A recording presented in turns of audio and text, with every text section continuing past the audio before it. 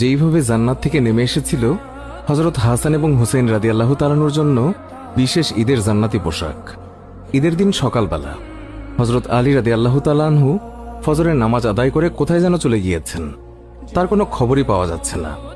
ঘরের মধ্যে শুধুই নবীর দুলালী হযরত ফাতিমা রাদিয়াল্লাহু তাআলা আনহা হাতে আটা পিষবার কাজ করছিলেন আর পবিত্র মুখে আল্লাহ তাআলার নাম জপছিলেন। হযরত হাসান এবং হুসাইন ঘরের বাইরে বসে খেলাধুলা করছে। একমাত্র তারা দুই ভাই পুরাতন পোশাক পরে প্রতিদিনের মতো আজও বাড়ির আঙিনায় খেলাধুলা করছে। হঠাৎ করে একটি ছেলে দৌড়ে এসে বলল, এই যে ভাই, তোমাদের কি জামা নেই? আজকে যে ঈদের দিন, আনন্দের দিন, আমরা এই মহল্লায় সকল ছেলে মেয়েরাই নতুন পোশাকে সজ্জিত হয়েছি, আর তোমরা প্রতিদিনের মতো আজও সেই পুরাতন কাপড় পরেই খেলাধুলা করছো।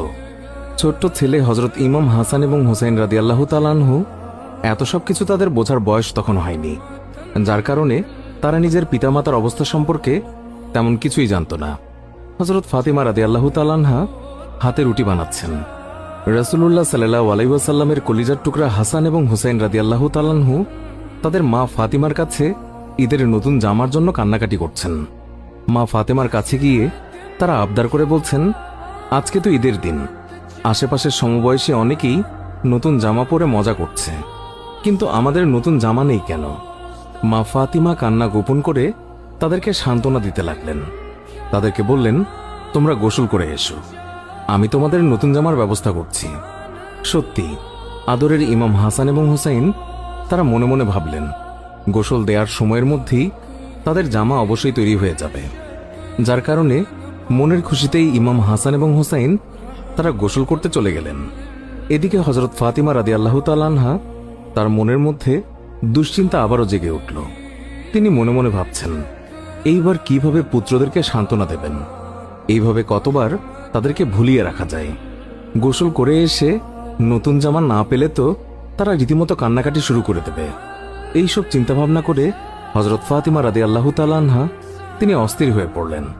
হযরত হাসান এবং হুসেনের ঘরে ফেরার সময় হয়েছে, এই মনে করে ফাতিমা রাদিয়াল্লাহু তাআলা আনহা তাড়াতাড়ি উঠে গিয়ে ওযু করে যায় নামাজে বসে গেলেন এবং রহমানুর রহিম আল্লাহর কাছে দুই হাত তুলে মনের চাপা দুঃখগুলোকে প্রকাশ করলেন।